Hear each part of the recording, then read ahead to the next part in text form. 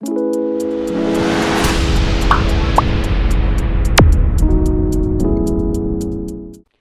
बच्चों, कैसे हो सब अच्छे होंगे। तो चलिए आज का हम अपना अध्याय आरंभ करते हैं। आज हम पढ़ेंगे बेटा भाषा के बारे में कि भाषा क्या होती है। जो हम अपने विचार या भाव जो हम बोल रहे हैं वो क्या है, वो कैसे हम समझ रहे हैं, कैसे पढ़ रहे हैं, कैसे सुन रहे हैं, तो ये सब किससे होता है? भाषा से। तो चलिए हम पढ़ते हैं भाषा क्या होती है, वो कौन सी धातु से बनी होती है। देखिए, पढ़िए और समझिए। भाषा शब्द संस्कृत की भाष धातु से बनी होती है। ठीक है बेटा, भाषा जो है वो एक भाष धातु जो कि संस्कृत में होती है। ठीक है, जो भाषा शब्द है संस्कृत की भाष धातु से बना है, जिसका अर्थ होता है बोलना। भाष का क्या अर्थ है? बोलना। अतः सभी प्राणी अलग अलग रूप में अपने मन के भावों को प्रकट करते हैं। वाणी या भाषा इन सब में उत्तम साधन है। भाषा विचारों के आदान प्रदान का साधन है। ठीक है बेटा, तो क्या बोला गया यहाँ पे? सभी प्राणी। ठीक है, सभी प्राणी अलग अलग रूप में वो बोलकर या फिर लिखकर या फिर संकेत से तो क्या वो अपने भाव या विचार वो प्रकट करते हैं। तो जो ये वाणी या भाषा है ये क्या है? इन सब में उत्तम साधन है। ठीक है, जो वाणी है यानी कि जो हमारी भाषा है ये क्या है? सबसे उत्तम साधन है। भाषा विचारों के आदान प्रदान का साधन है। आदान प्रदान मतलब क्या? कि हम अपनी बातें दूसरों को बता रहे हैं और दूसरा उनको समझ रहा है। ठीक है, ये क्या हो गया? हमारे भाव विचारों का आदान प्रदान हो गया। जैसे देखिए चित्र, देखिए चित्र में दिखाया गया है। पहले चित्र में दो लड़कियां हैं, वो खड़ी हैं। ठीक है, लेकिन कुछ नहीं बोल रही हैं, अर्थात ये भाषा नहीं है। चुपचाप खड़ी है, बोल तो कुछ नहीं रही ना, तो वो क्या? वो भाषा है? नहीं है। दूसरे चित्र में देखो क्या है? रमन तुम कैसे हो? मैं ठीक हूँ। ठीक है, यानी कि रमन अपना एक दोस्त से बात कर रहा है, वो पूछ रहे कि तुम कैसे, और वो बता भी रहा है कि मैं ठीक हूँ। तीसरे चित्र में देखिए अध्यापिका पढ़ा रही है और बच्चे क्या कर रहे हैं? सुन रहे हैं। तो ये क्या है? ये भी एक भाषा है, यानी कि अध्यापिका जी पढ़ा रही है और बच्चे उसको सुनकर समझ रहे हैं। तो क्या है? ये भाषा है। देखिए चित्र एक में दो लड़कियां खड़ी हैं लेकिन कुछ बोल नहीं रही हैं, अर्थात यह भाषा नहीं है। चित्र दो में एक लड़का फोन पर दूसरे लड़के से बोलकर कुछ पूछ रहा है और दूसरा लड़का सुनकर उसका जवाब दे रहा है। चित्र तीन में अध्यापिका विद्यार्थियों को पुस्तक में लिखी बात पढ़कर समझा रही है और विद्यार्थी सुनकर समझ रहे हैं, यह भी भाषा है। ठीक है, इस प्रकार हम भाषा की सहायता से अपने विचारों को एक दूसरे तक पहुंचाते हैं तथा समझते और समझाते हैं। ठीक है, तो हम परिभाषा क्या लिखेंगे भाषा की? भाषा वह साधन है जिसके द्वारा हम अपनी बात दूसरों को समझाते हैं, वह उनकी बातें स्वयं समझते हैं। स्वयं मतलब कि अपने आप। ठीक है बेटा, यानी कि भाषा क्या हुई? जिसे हम अपने भाव या विचारों का आदान प्रदान करते हैं, यानी कि हम दूसरों को अपनी बात समझाते हैं और दूसरों की बातों को हम खुद भी समझते हैं, तो वो क्या होगी? हमारी भाषा। अब आगे देखिए बेटा, हम पढ़ते हैं भाषा के रूप। ठीक है, देखो आपने देखा होगा कुछ हम बोलकर अपनी बातें बताते हैं, कुछ हम लिखकर अपनी बातें बताते हैं, तो ये किस में आ जाता है? भाषा के रूपों में आ जाता है ये। ठीक है, तो क्या है? भाषा के रूप। भाषा के दो रूप होते हैं। कौन कौन से होते हैं? मौखिक भाषा और लिखित भाषा।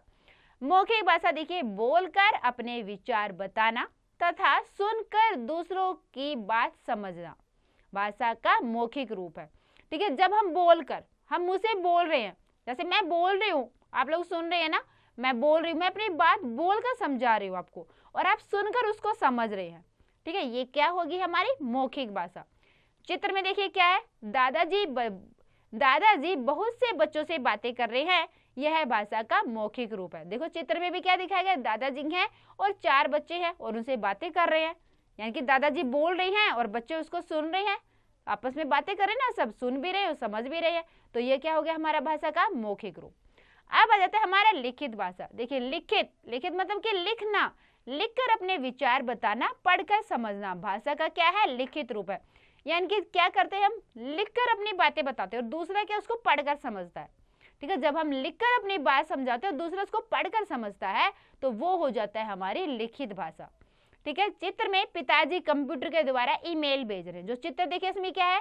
एक व्यक्ति है, किसी के पिताजी है वो, वो क्या है, कंप्यूटर में ईमेल लिख रहे हैं और उसको भेज रहे हैं। तो जिसको भेज रहे हैं ईमेल, वो क्या है, वो ईमेल वहां से लेगा और उसको पढ़ेगा और वो समझेगा।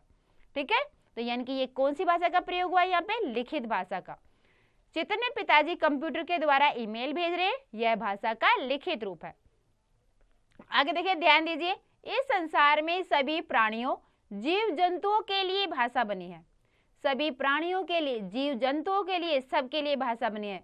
यदि मानव की एक भाषा है तो जीव जंतुओं की भी कुछ भाषा है, जिन्हें हम बोलियां कहते हैं। ठीक है बेटा, जो जीव जंतु की जो भाषा है, हम उनको भाषा नहीं कह सकते हैं, क्योंकि वो उनकी जो भाषा है वो अच्छे से समझ नहीं सकते हैं, हम उनको कहेंगे बोलियां। ठीक है, क्योंकि वो बोलते हैं, अपनी बोली निकालते हैं। ठीक है, तो हम जो पशु पक्षी है उनकी जो वो बातें बोल रहे हैं उनको हम भाषा नहीं कह के क्या बोलेंगे, हम बोलियां, जिससे वे आपस में समझ सकते हैं। ठीक है, अपनी बोलियों के द्वारा समझ सकते हैं आपस में। ठीक है, मानव उनकी बोली को समझने में असमर्थ है, जबकि हम मनुष्य नहीं समझ सकते उनकी बोलियां। कुछ है, कोई पशु जब हमारे पास लगातार रह रहा है, बहुत सालों से ही रह रहा है, तो हम उसकी बातें समझ जाते हैं। लेकिन कुछ पशु ऐसे जो हमारे पालतू नहीं होते इतने, यानी कि हम उनको ज्यादा दिन तक नहीं रखते हैं, उनकी बातें हम समझ सकते हैं। वो जो पशु है आपस में एक दूसरे की बातें समझ सकते हैं, हम मनुष्य उनका इतने से समझ ही नहीं सकते हैं। ठीक है, खाली जो पशु हैं वो ही, पशु पक्षी दोनों, वो ही अपनी बात एक दूसरे की समझ सकते हैं। देखिए चित्र में क्या दिखाया गया, पहले है कुत्ता, कुत्ता क्या भौ भौ कर रहा है। फिर है बिल्ली म्याऊ म्याऊ, मेंढक टर टर, कौवा काऊ काऊ।